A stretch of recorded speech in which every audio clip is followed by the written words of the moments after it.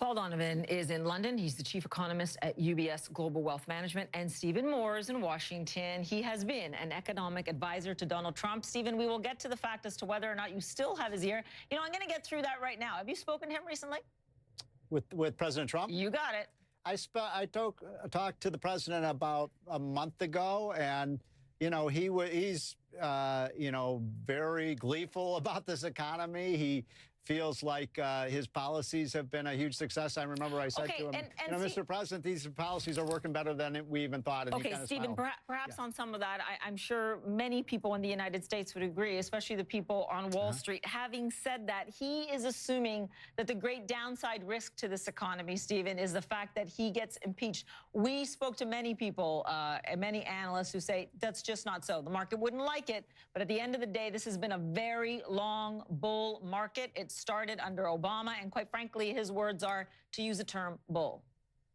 Well, look, I mean, a lot of the people you speak to, Paula, frankly, are the people who said that if Donald Trump was elected president, we'd have a, you know, second global depression, and that Trump's policies would destroy the economy and so on. And we've had a 40% rise in stocks. We've had the best economy in 20 years. We have 6 million more jobs than we have workers. I mean, so all of the analysts, and frankly, I'm embarrassed as an economist because most economists had the whole Trump rally completely wrong. So if Trump were not in the White House today, yeah, I think the economy would suffer for it, and so would the stock market. Paul, I want to bring you into this conversation. You know, that is one thing that you hear when you talk about the deregulation, the tax reform, and just the business-friendly environment. Is that true, that if the market, if CEOs, and never mind the stock market so much, but CEOs, as they're doing their 5-year plans, if they were to contemplate that kind of turmoil in Washington, do they believe it would severely cripple the economy? No, of course it wouldn't. First point, any country in the world, politicians are not nearly as important as they think they are. Economists are important, of course. Politicians are not. The economy jogs along perfectly well because in the near term, what matters is the answer to two questions. Do I have a job? Can I afford to buy what I want to buy? And actually, politicians don't have a great deal of influence over those questions in the short term. The second thing is that if there was impeachment and conviction, remember, impeachment and conviction, not the same thing, but if there was impeachment and conviction, what do we get? We get President Pence. President Pence's tax policies, in terms of domestic taxation, pretty much the same as those of President Trump, possibly even slightly more market-friendly. Policies on deregulation, pretty much the same. Policies on trade taxes, remember President Trump is raising taxes at the moment, policies on trade taxes probably better for the market than under President Trump. So I don't think that the market would take a negative reaction to impeachment and conviction if we were to get that. Frankly, I don't think we will, but if we were, I don't think we should assume it's an automatic negative. Okay, Stephen, in terms of Trumponomics themselves, and if we take your point that the policies have been good for business, some policies haven't. You have to admit there is some downside risks to Trumponomics, principally right now on the issue of trade. Mm-hmm. That's right. I mean, this is a risky strategy. I'm more of a free trader than Donald Trump is. And, you know, he believes that we need to get very tough with China. By the way, I happen to agree with him on that. I don't think we can live with the status quo any longer of them stealing from us and not playing by the rules. And so the big question with respect to trade is whether this will all turn out okay. And, you know, the market seems to have a sense that at the end of the day, Trump will win. I think he will win. China needs the United States a lot more than we need them.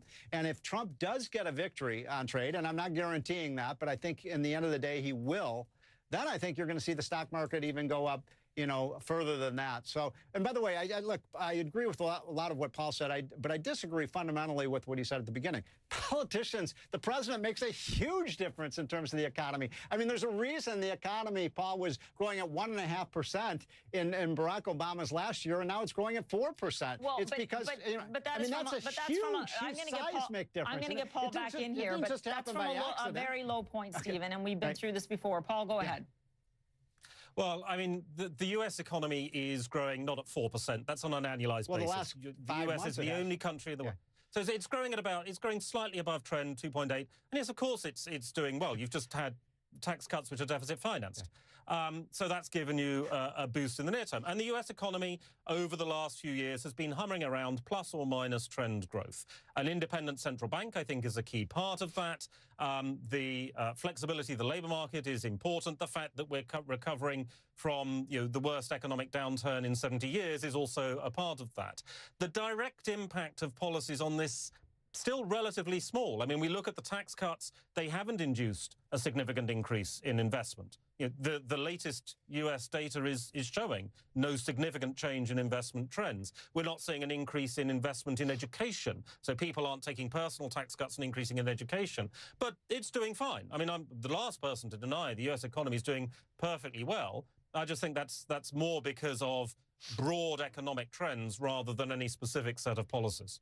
Well, one thing I'd say about this is, Paul, you should just go out and into the major cities in the United States. I mean, I've been on the road now for 4 or 5 straight weeks. Whether you go from Portland, Oregon, or to Portland, Maine, there is a construction and infrastructure and spending boom, investment boom like I've never seen before. We're in the midst of the single biggest construction boom, Paul, in the history of the United States. And again, how can you say we're not having capital investment? That's exactly what that building boom is.